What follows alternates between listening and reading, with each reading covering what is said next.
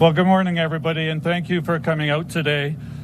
I'm Kevin Holland, and I'm happy to be the MPP for Thunder Bay Atikokan, and it's so great to see so many of you out here today for our announcement. This is another important announcement for our region, but I'd like to begin by welcoming back to Thunder Bay our Premier, the Honourable Doug Ford, whose strong leadership continues to deliver real results and major investments for Northern Ontario. Welcome, Premier. Thank you. Appreciate it. Thank you. I'd also like to recognize those joining me at the podium this morning. Minister George Pirie, Mayor Ken Boshcoff, Biigtigong councillor Basil Goodchild, Mayor Rick Dumas, and CEO of the Port of Thunder Bay, Chris Heikkinen. And as well, I want to take time and thank all the community leaders, both elected and non-elected, that are joining us here today for this exciting announcement. It's indeed a pleasure to be here to recognize two vital transportation hubs that play a critical role in the economic strength and prosperity for Northwestern Ontario, the Port of Thunder Bay and the Peninsula Harbour Port Authority in Marathon. These ports are more than transportation hubs. They are the economic engines that connect our northern communities to national and international markets, support good-paying jobs, strengthen local supply chains, and help Northwestern Ontario remain competitive in an increasingly dynamic global economy. Today's investment will help strengthen these critical transportation assets, support continued economic development, and build on the more than $3.5 billion our government has invested in Thunder Bay Atikokan since 2022. In my role as Associate Minister of Forestry and Forest Products, we continue to deliver on our roadmap to protecting Ontario's forest sector launched this past spring. We are creating the conditions for new value-added forest opportunities, including innovative products made from forest biomass, and investments in strategic infrastructure like our ports ensure these products can reach customers here at home and around the world. By investing in infrastructure that connects our resource sectors to opportunity, we are protecting jobs, growing our economy, and building a stronger, more self-reliant Ontario. I want to thank both port authorities for their ongoing work to strengthen our transportation network and support regional economic development. Together, we are building stronger communities and positioning Northwestern Ontario as a key gateway for trade and opportunity. At this time, it's my pleasure to invite Councillor Basil Goodchild to the podium for some remarks.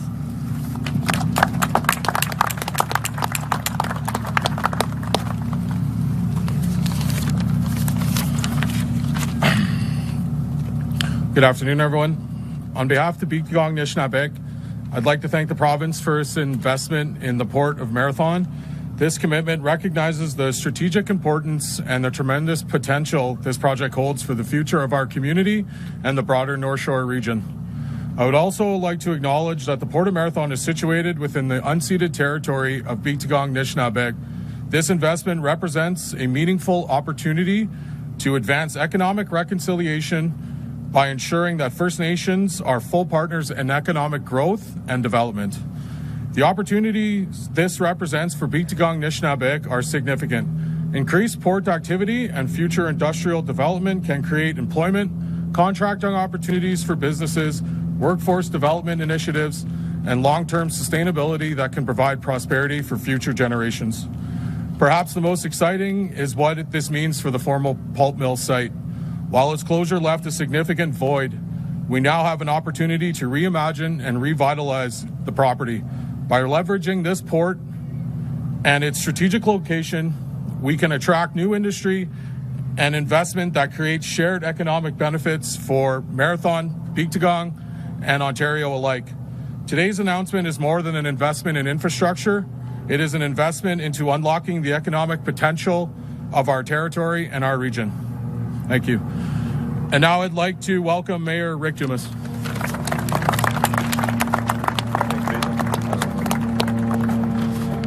Morning, everybody. Welcome. Thanks, Basil. That's great to recognize the relationship we have as a partnership with Biigtigong Nishnaabeg and Marathon, specifically on the port. On behalf of the town of Marathon, the council, and the residents of our community, I would like to express our deep gratitude to Premier Ford, Also Minister of Heritage and the Heritage Fund, Minister Pirie, who's been a great advocate for Northern Ontario. Of course, thank you very much, Minister Holland, for being a huge voice for Northwestern Ontario as well, his role. This investment is not only the benefit of the town of Marathon, but of course our partners Biigtigong Nishnaabeg and its residents for the generations to come. This project, through the Northern Ontario Heritage Fund contribution, will help capitalize and catalyze for the future economic growth to create jobs, prosperity, as well as contribute to the economic development of Northern Ontario as a whole, not just the benefit of Marathon and Biigtigong, as we heard from Councillor Goodchild. This will benefit all of us in the region, and working with the Port of Thunder Bay as well as Sault Ste. Marie, we see great benefits for Northern Ontario. I want to take the opportunity to thank Premier Ford, Minister Pirie, Minister Holland, and the Government of Ontario for your vision and continued support for Marathon and Northern Ontario. Thank you very much, Premier. It's my opportunity to introduce Chris Heikkinen, CEO of Port Authority Thunder Bay. Chris?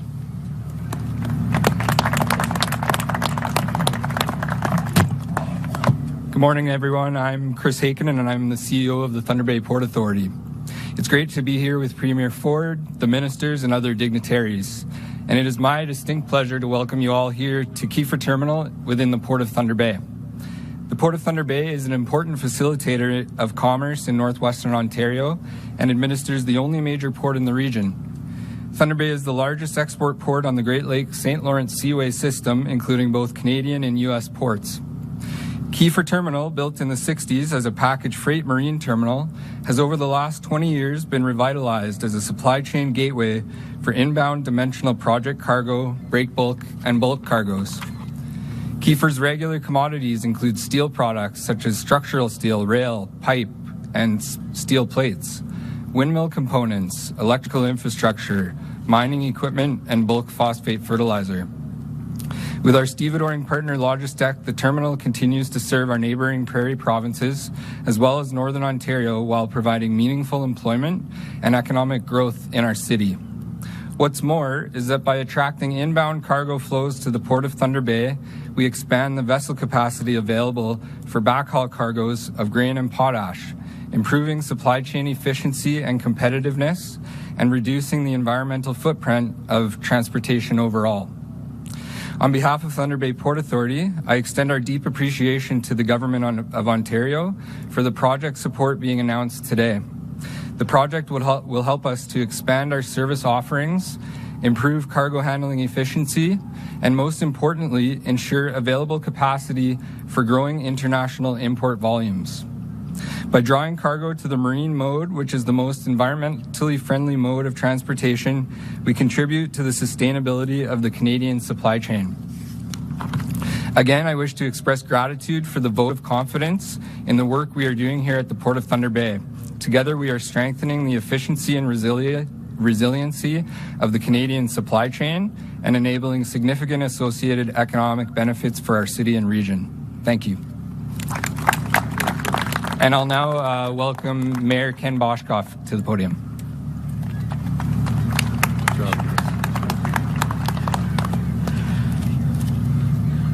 So why is the mayor smiling so much? Not because the ministers are here, not because the premier's here.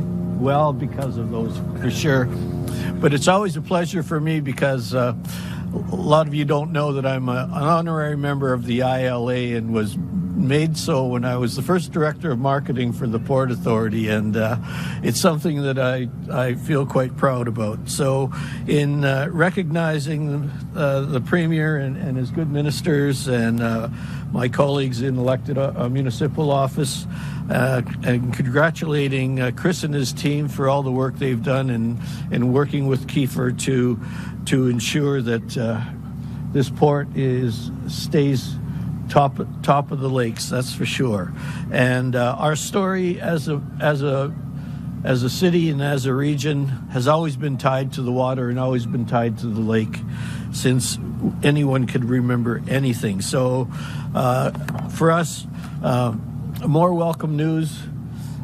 Premier, we're always grateful. And with Kevin and George, we know here in Thunder Bay that we're well represented, that's for sure. And this is a confidence builder for city and our region, and it's going to really re-emphasize our role in the east-west trade and transportation. It also happens to align with our Smart Growth Action Plan, so I know that makes the provincial people quite happy. And growing our economy and attracting new investment, these things like mining and forestry and renewable energy, Canada is taking its place among the best countries in the world. And supporting our industries, sustaining these jobs, building a stronger Northwestern Ontario, we are the fortunate ones, and I want to thank the Premier and his team for doing what they are doing for us. We are eternally grateful, and I know, speaking on behalf of our community, you are always welcome here. Thank you so much. Cheers.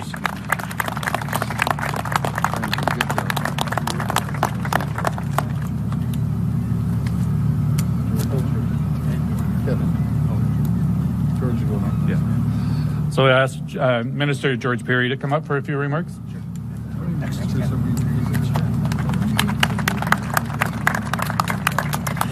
Good morning, everyone. It's great to be here at the Port of Thunder Bay, a place that has always connected Northern Ontario's products and resources to markets across the country and around the world. 1 year ago, our government set a clear direction for the NOHFC to focus our investments on protecting northern industries and jobs, responding quickly to economic uncertainty, and positioning our region for long-term growth. In today's global environment with ongoing trade pressures and shifting supply chains, that focus has only become more important. We're making sure Northern Ontario stays competitive. That means investing in projects that strengthen key sectors, supporting innovation, and help businesses adapt and grow in the face of disruption. It means keeping people working today while opening doors to the opportunities of tomorrow. And critically, it means continuing to connect northern goods from our forests, our mines, our fields, and our factories to both domestic and global markets. Infrastructure like this port plays a vital role in that mission. Through the NHFC, our government is doubling down our commitment to build a stronger, more self-reliant northern economy. An economy that creates jobs, attracts investments, and secures long-term prosperity for communities across the region. It's now my pleasure to welcome to the podium a true champion for the North, Premier Ford. Thank you. Well, first of all, good morning, everyone. It's always great to be here in Thunder Bay. I got to tell you, folks, if I start slurring a little bit, I had massive dental stuff done there. I think he was digging for critical minerals or something, but so just bear with me. I can feel it already. But anyways, before we begin, I want to start by thanking all the firefighters, emergency personnel responding to wildfires, putting their lives on the line every day to protect others, especially during wildfire season. Not only here in Northern Ontario, but across the province and across the country. To the people affected by wildfires, I want to assure you that our government is doing everything we can to keep them under control and keep people safe. And I want to thank the City of Thunder Bay for hosting the vulnerable members of the Peawanak First Nations. I apologize if I didn't get that right. First Nations and all First Nations communities. I think the world of them, by the way. We have an incredible relationship during these challenging times. Now, it's great to be back here in Thunder Bay. Every time I come here, Kevin, we have great announcements. But, you know, we're here with two incredible ministers. You heard from Minister Holland and Pirie. You know, Kevin, people don't realize, I think this has to be a record for Thunder Bay. Since you've been elected, we've had 178 ministers' visits here. And I think it's about $3.5 billion here announced at Thunder Bay. I don't think that's ever happened. I also want to acknowledge Councillor Goodchild. Councillor, I can tell you, we will always be there for you. We'll always have a great relationship, and we'll always make sure First Nations is part of any decisions being made. Mayor Dumas, who has been an absolute champion for the people of Marathon and at Noma. So he's like the grand poobah over at Noma, and thank you for all that work. Mayor Boshcoff, thank you for our friendship, first of all, our relationship. We worked so well together over the years. I want to, first of all, thank you for all your years of public service. And on the way over here, I was walking to the mayor, and I said, Mayor, you're hanging up your skates, but I told him we have a lot of areas that we need help in, and we have, 3,500 appointments, but we'd love to keep you going and keep you busy. If you're good for that, we'll figure something out, because what an incredible man. He really is an incredible man, and for his whole life of public service. I also want to thank Chris. Thank you for doing a great job here as the CEO of the Port Authority.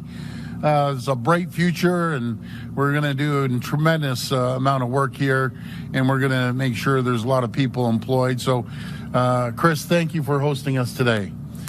All right. Folks, our government was elected with a mandate to protect Ontario. I always say I have many, many jobs, but my number one job is to protect the people, protect communities, protect the businesses they work in. That's what we're going to do, and that's what we're delivering on our plan. While we may not be able to control President Trump, matter of fact, I don't think anyone can control him, but this is when I start getting off script. I got to stay back on script. We're controlling the decisions we make here in Ontario by building the most competitive, resilient, and self-reliant economy in the G7. We're cutting red tape and keeping taxes and fees low. Matter of fact, we have never, ever raised a tax since we've been elected in 2018. I will never raise a tax. You know, folks, I always say with the municipalities, the 444 of them, and the province and the federal government, we have to create the environment and conditions to attract investment right here in Ontario. And that's exactly what we've done. Through great leadership of Minister Vic Fedeli, traveling around the world, he's invested, we've seen over $222 billion of investment here in Ontario. And isn't it amazing, folks, when you don't raise taxes, you put money into people's pockets, there's 1 million more people working paying taxes, there's $71 billion more going up the Queen's Park coffers. It's incredible how that works. It's called Economics 101. And we're investing in our workers through our $236 billion plan to build, which is the largest infrastructure plan of its kind in Canadian history. I would even say in North America. I'd like to challenge any state, because I know the folks down there, I don't know of any of them investing $236 billion. We're building hospitals, schools, highways, and transit to connect communities, create jobs, and grow our economy. Because with a strong economy, we can invest even more in world-class services like healthcare and education that Ontario families are counting on. That's what I always say. I always say the foundation of our healthcare, of our education, of the infrastructure relies on one single thing. That's our economy. That's what pays the bills. So here in Thunder Bay, we're investing nearly $500 million to refurbish 181 GO Transit rail cars at the Alstom plant. There's some great folks over there. I remember when I first visited them, when I first got elected, they were looking like they were closing the doors, but not any longer. We're also investing nearly $1 billion to purchase 55 new subway cars for Toronto that will be assembled by Alstom right here in Thunder Bay, creating hundreds of good-paying jobs. I love those people over there. They're hardworking folks. We're building and upgrading hospitals, including the Thunder Bay Regional Health Science Center, investing over $93 million to build a new cardiovascular surgery program, and $9.3 million to expand on-site cancer treatment. I'm very passionate about helping people that are battling that terrible disease, connecting more people in northwestern Ontario to life-saving cancer care closer to home. And as part of our plan to connect everyone in Ontario to a family doctor or primary care provider by 2029, we've invested $5.2 million in 5 local primary care teams who have already surpassed their targets, connecting over 11,000 patients to care in the community. You know, those folks are champions. We're doing it across the province and helping people. We're also making record investments to get shovels in the ground faster for new homes, including more than $28 million in projects across Thunder Bay to enable the construction of 1,200 new homes and protect 48,000 existing homes through our municipal housing infrastructure program.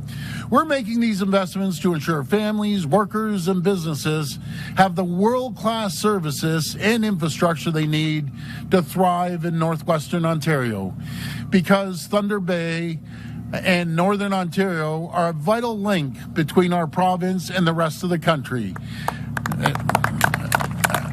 As Ontario works to strengthen our supply chains and boost trade with other provinces, in the last 2 years alone, we've invested $450 million in the north to build and repair roads, bridges, and highways, including along Highway 11, 17, and 1117 together. And we're expanding Highway 1117 from 2 to 4 lanes, and between Thunder Bay and Atikokan, to improve highway safety and keep up with increased demand for these routes.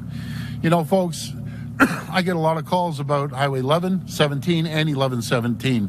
We're going to go as quickly as we can. Safety is a massive issue. We did a blitz with the OPP and MTO, and they laid 76 charges. And so we're going to be all over this. We're building new... Sorry, folks, I apologize. We're building new pipelines, rail lines, airports, and marine ports that will reduce our reliance on the U.S. and help us find new customers for Ontario products overseas. As part of that plan, today I'm thrilled to announce that our government is investing more than $2.8 million through our Northern Ontario Heritage Fund Corporation to build and upgrade port facilities in Marathon and right here in Thunder Bay. I think the dentist left something in my throat there while he was... I just can't kick this thing. This funding will be used to expand the port of Thunder Bay, storage and cargo staging capabilities, and create a marine terminal at the Port of Marathon so that these ports can increase cargo volumes and ship more local products, including critical minerals from the Ring of Fire, forestry products, grain, and potash, as well as components for pipelines and wind turbines to southern Ontario and other provinces and around the world. With over 10.7 million metric tons of cargo moving through its facilities in 2025, and the vast majority of that cargo moving domestically or to international markets other than the U.S. The Port of Thunder Bay is one of Canada's critical inland ports and a gateway to the western provinces in Europe.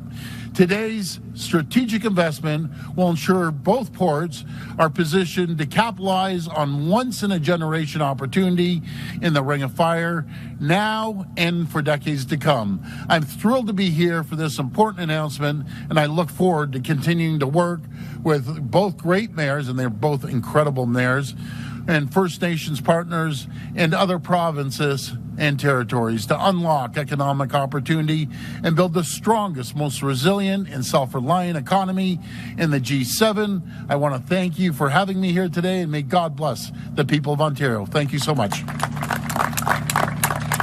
We will now take questions from the media. Media can come to the microphone and state their name and outlet. Just a reminder, the format is one question and one follow-up. First question. Premier, thanks for taking Thank my you. question. James from Net News Ledger. Hi, James. You sent out an email from the Ontario PC Party on the weekend about building Fortress North America. Yes. That starts in many ways. Despite everything we can make, if we can't get it to market, That's right. we're in trouble. And that's where secure transportation on Highway 1117, Yeah. whenever there's closures, Canada's cut in half. Yes. The secret is to have a divided highway, a new national dream for Ontario. What can Canada and Ontario do to make that happen? Well, first of all, making sure it's safe. Safety is a priority. We've had a lot of accidents, unfortunately, a lot of deaths on those highways. So what we've done to make it safe, first of all, we had transport, MTO, Ministry of Transportation, and OPP work jointly, and they pulled, I think it was 18 trucks off the road, laid 76 charges, a multitude of different charges. But we're investing in those highways in a big number, and I don't have that number. I don't know if you do, Kevin, off the top of your head, but I know it's a tremendous amount of money, and I just want to start moving faster, quicker, immediate. And I'd love the federal government to be involved and support us on that. We haven't seen that yet, but it's a major corridor going into Manitoba and the rest of the country. So I'll be all over that. I'll get the numbers for you offline there. We'll send them over to you. Okay, and staying with transportation, based on the known state of MTO remote airport infrastructure across the fly-in communities of the north and the service levels, does the government plan on investing in remote airports? A recent policy framework was released by the industry supported by NAN and FOMA and the Northern Ontario affordability plan based on low density and remote airports on provincial initiatives. Will the Premier comment on that? Well, we always want to support the North. We always want to support our Indigenous communities. And I don't want to pass the buck. We're all in. But the feds need to start pitching in some of the federal areas. One is airports. But I'm always there to support. I'm there to support, especially up the Ring of Fire. We're going to be redoing the runways up there and local airports as well. So I'm in, but we can't just go it alone all the time. The feds have to step up and start pitching in. And I have not yet seen that. So they keep talking about, now you got me on a roll, and it's not against the feds. I get along very well, by the way, with them and with the Prime Minister. But we keep talking about the Ring of Fire. The province has put up $1 billion, $1 billion to build roads and help with the airports. Guess how much the feds have put in? Zip, zero, zilch. So they keep talking about it. Rather than talking, show us the money, because people in the North need this. They need the infrastructure. We just can't do it alone. But we're looking at about $600 million to expand and repair transportation and infrastructure across Northern Ontario. Isn't it amazing when I say something, they're able to pull it up on the screen like that? So, but that's a lot of money. That's $600 million to expand and repair transportation and infrastructure across Northern Ontario. Hello, Mr. Premier. Lee Thunnock with Thunder Bay Source and TV Newswatch. Your government has said you want to keep the Thunder Bay District Jail open for 5 years beyond the opening of the Thunder Bay Correctional Centre that is being built right now. Saul Mamakwa is calling for, if not its immediate closure as soon as possible. Your thoughts on that? Well, first of all, we just want to make sure we get some consultation, and we built a nice jail, very nice jail up here. Matter of fact, it looks like the Four Seasons Hotel. I'm not sold on that. When people commit crimes, they shouldn't be in this fancy-dancy jail, but we're going to invest in it, and let's see what we do with the old jail. Do we renovate it? Because we need more cells. We put $1.2 billion to build a new state-of-the-art Thunder Bay Correctional Complex. That's a lot of money to keep the bad guys in jail. $96 million for expansion projects at the Thunder Bay Correctional Center and Kenora Jail as well. So we're pouring money into the jails. What I'd like to see is the feds change some of the laws. And I'll just speak, you may not get as many home invasions here as they do in Toronto and the GTA, but it's out of control. We need mandatory sentences. If bad guys are going to terrorize neighborhoods, break into homes, terrorize families, they need to go to jail. We don't need any weak-kneed judges saying, oh, they're out on bail. Because, folks, I get the calls. I get the messages. People have been out on bail not once, not twice, 4 or 5 times. We can't have that. So the federal government controls the criminal code. I'll build more jails. They keep throwing people in jail. That'd be great. Keeping these terrible people off the streets and terrorizing neighborhoods. It's getting really bad in Toronto and the GTA. A recent Angus Reid poll has your approval ratings at 21%. What does that say to you about the public's perception of your direction of government, and what can you do to reverse those numbers? I love this Angus Reid. They put this fake poll out. They poll the NDP and Liberal caucus. Our polling, along with other polling companies, show, since you brought it up, I don't like boasting and bragging. The election was held today. We're at 41%. We'd win a massive majority once again. And I'll tell you the reason we'd win another massive majority is because we're creating jobs. We aren't raising taxes. We're putting money into people's pockets. We're seeing a great economic growth. Folks, when the rest of North America, and believe me, we're in uncertain times, you see the job numbers come out in April, 42,000, which is spectacular on good times. Another 42,800 in May. And out of those jobs in April, 9,000 manufacturing jobs. And everyone thinks manufacturing's leaving. 12,800 manufacturing jobs. And guess what? I put a tweet out there. Not to poke President Trump, but he gets a little thin-skinned when I speak. But we created more jobs, 681%. Think of that, 681% more jobs per capita than the entire U.S. The big economic engine, 350 million people, 681%. So, and as for that poll, they do it about twice a year. I got a hold of their methodology once. Folks, they went into a hardcore NDP neighborhood downtown. They didn't do it across. It's little games, and then you guys run with it. So the truth of the matter is we'd form a massive majority if the election was held today for the fourth time. So thank you. Good morning, Premier. Sarah Law, CBC News, Thunder Bay. You've been pushing for development in the Ring of Fire, but not all First Nation leaders agree with your approach, particularly with the fast-tracked development measures in Bill 5. What would you say to those who say things are moving too quickly without meaningful consultations? We will always consult with First Nations community. They've been incredible partners ever since I've been in office.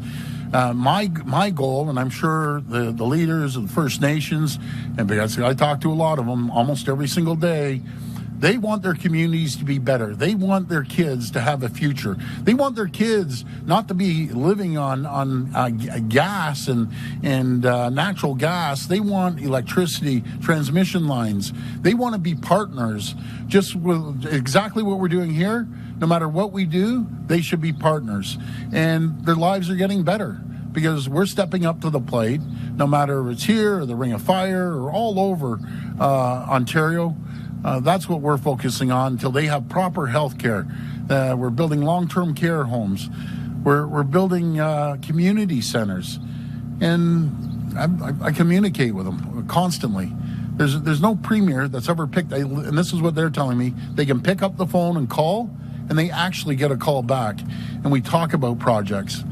So they'll always be consulted, but they'll always be part of the investments. Not in a little way, in a massive way, we're changing their lives. Thank you. My follow-up is that Thunder Bay continues to have the highest opioid-related death rate in the province. Frontline workers are doing what they can, but people are still dying. Besides the city's Heart Hub, what is the province doing to support those affected by addiction? Well, first of all, the Heart Hub, I'm very passionate about helping people. Heart Hubs, we're spending over $560 million to actually give people the support that they need.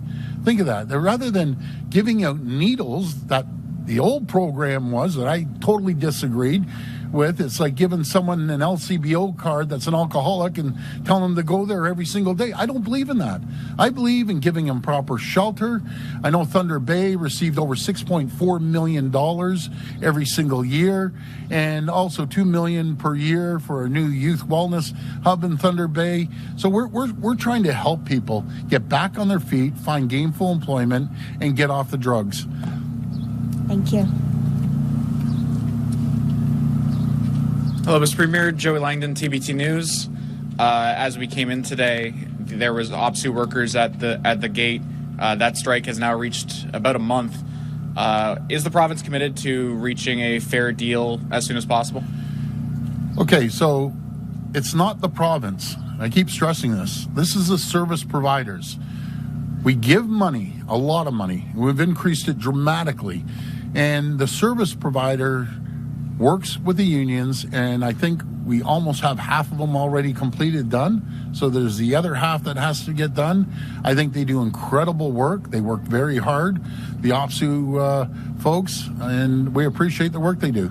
So they just need to work like the other OPSU areas that we've signed deals, or the service provider signed deals. And let's get it done. Folks, I've always said, strikes never work. Everyone gets hurt. The people they're serving gets hurt. The union members always end up getting hurt. They, even when they negotiate, they don't make up the difference on the strike. I always say, let's get management and union leaders, lock them in the room and don't let them out until a deal gets done. And then everyone wins. I hate strikes. I hate them. They never, ever, ever work. For the union members, by the way, and for the people they're serving. On the note of protests that the province has faced recently, Grassy Narrows, they've called for the Dryden paper mill to be shut down because it's been found that the chemical runoff there is continuing to cause poisonous environment in Grassy Narrows. Do you have any commitment to the people of Grassy Narrows that either the Dryden mill will be shut down or remediation will take place? Well, I think we need to sit down and support them. Again, I keep throwing up the federal government. That's a big responsibility of the federal government. It just, when it comes to First Nations folks, I'm just telling you facts. We do more for First Nations than the feds, 10 times more. And I'm not piling on. I'm just telling you the facts.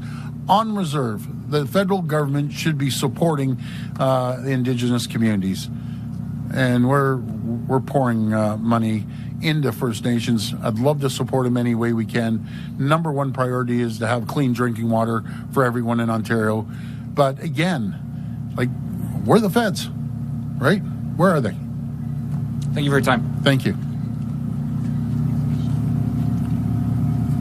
Hi there, Sam Goldstein, Acadia Broadcasting. Hi, Sam. Hi, you just mentioned that clean drinking water is a top priority in Ontario. Yes, it is. Well, this morning at the House of Commons, Bill C-37 was introduced, which is calling for greater protections for clean drinking water for First Nations. Yep. A year ago, your government asked the federal government to not reintroduce this bill. Has your position changed at all on this legislation in the last year? No, I haven't read that bill. I'd have to look into it. But we believe in having clean drinking water for everyone, including First Nations. So that's a priority. But I haven't seen that bill. I'll have to look into that. Well, if I could just follow up, at the time last year, the argument from your government had been that these protections might get in the way of the fast-tracking processes that your government's currently instituting to speed up development in the Ring of Fire. So I guess my question to you would be, do these two things have to be in opposition to each other? No, it's not either or, it's and. Let's have clean drinking water and let's move fast to create more economic development. It can be done, both. But let me look into the bill and we'll be able to get back to you on that one. Thank you. Thank you. Morning, Premier. Mike morning. McDonald, APTN National News. Hi, Mike. Just going back to the issue with the Thunder Bay District Jail and the inquest into the death of Kevin Mamakwa at the jail. Aside from the recommendation that the jail be closed when the new correctional center opens, other recommendations focus on providing addiction and mental health treatment and Indigenous cultural supports. What do you think? I'm all for it. Any way I can help people, if it comes to drugs, alcohol, any addictions, I'm all in. So we'd be more than happy to support them. Thank you. Thank you. Hi, Mike Hi. Stimson, Mike. TV News Watch. I want to go back to transportation. Now you talked about we talked about highways and especially northern airports. Now, what do you say to the opposition criticism that your government's priorities are out of whack on transportation, especially air transportation, given the push to expand an island airport in Toronto? Well, do you want me to answer the island airport? Number one, that falls under the Port Authority. We want to expand it, and every time we go out on a polling, it's over 70% of the people. They want convenience. They want lower costs rather than having to go up to Pearson. Pearson's a great airport. They do a great job up there, but it's jammed, and the prices are higher up there. So all the people downtown and around southern Ontario, they'll have, and northern Ontario actually, they'll have an opportunity to fly in to an airport that's going to be convenient, and private equity is going to invest over $5 billion. It's not going to be $1 of taxpayers' money, but I think this is the right thing to do. It's going to create over 3,000 jobs, and that's what we need to do. It's simple as that. It's going to be a great airport, and every major city has 2 airports. We have one large one, Pearson, and now we have another one that's going to be Billy Bishop. But it's going to be phenomenal. And we aren't flying big jumbo jets and everything, all the other nonsense they say. We'll be landing jets for the convenience of people all around Ontario. Matter of fact, all around Canada and the U.S. The more I think of this. So it's a great move. All right, thank you. Thank you so much. This will be the last reporter.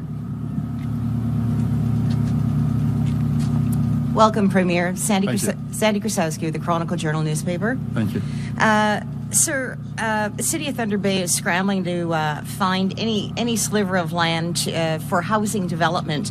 The Ontario government is holding on to the Lakehead Psychiatric Hospital, the former psychiatric hospital facility, with acres of property. What can be developed for housing? Yeah. Are there plans for this facility? Can it be released? Can it be developed? Well, I'll look into Infrastructure Ontario, because there's a lot of psychiatric hospitals that have closed, and we're building homes. We're building homes in a psychiatric hospital just outside of St. Thomas, and any other area that we can create more opportunities rather than let a derelict piece of property and a building sit there. Let's make it into a beautiful community. Let's build homes for the people of Thunder Bay. So I'm on that. Thank you. And final question, Yes. sir. Way off back to Alstom, is there any word on headway being made with the Via Rail contract? I'll double check. I don't have that off the top of my head, but do you know what I love about the folks at Alstom? And, when I first went there, they were in deep trouble in 2018, and I promised them there'll be work coming. And ever since we promised them, we've been rolling in massive investments to build the trains that we need down in Toronto and other places. But we're keeping them very busy with a $500 million investment and then another $1 billion investment to build streetcars and subways. So I'm excited for them. They have certainty, and that's what everyone wants, folks. They want stability, they want certainty, and we're going to get through this trade deal with the U.S., and I'm down there promoting it. I'm going to be heading down again to South Carolina with the governor's meetings. Folks, it's all about building relationships, but I can tell you what's happening in the U.S. When I went down to Washington. The ground is shifting. I can feel it, no matter if there's a Republican or Democrat or any of the organizations, be it the auto sector down there, the defense sector, or the agricultural sector. People are losing patience with an administration right now. That's my personal opinion. I could feel it. And again, going back to certainty and stability. No one wants uncertainty in their lives. They want certainty and they want stability. No different than companies. Once we get this deal, you can see 2 countries, 3 countries, and Mexico too. They're going to boom, the likes of which we've never seen in North America before in the investment, because when there's uncertainty, investment gets held. And when there is certainty, investment opens up. All of a sudden, there's more manufacturing, more production, more jobs, lower costs on goods. So we're going to keep working, and I'll be working with the governors down in South Carolina. I think I leave Sunday, be back Monday, I believe. I'm staying one night. Thank you. Thank you. Thank you so much, folks. Great again to be back here in Thunder Bay. You have a team of champions over here, and let's continue moving forward. Thank you, and God bless.